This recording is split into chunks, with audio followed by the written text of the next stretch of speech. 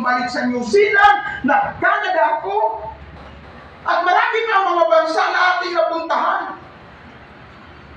Happy ako sa mga misyon.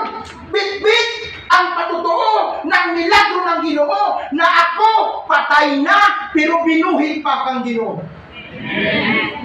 Akala ko tapos na eh. Sa araw nagulat ako, lumalaki ang itlog ko. 2019, kailangan operahin. Nag-undergo ako sa operasyon. Kinakailangan kapunin na ako. Ay, kapon. Kuno ng itlog. Kapon. Kinuha na ang itlog ko. Bakit kailangan daanan ko yun? Nasarap-sarap na may itlog. Normal ang pakiramdam ng lalaki, tunay na lalaki.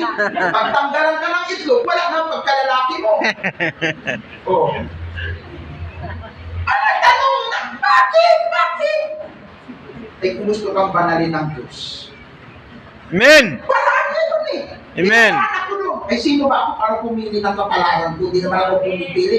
Hindi naman tayo ang pumipili. Dahil kung ako'y papipili, ayaw ko nun. Akala ko ba tapos na ako? Natanggalan ako ng itlog. Pagkatapos, sige pa, diretso sa ganang Panginoon.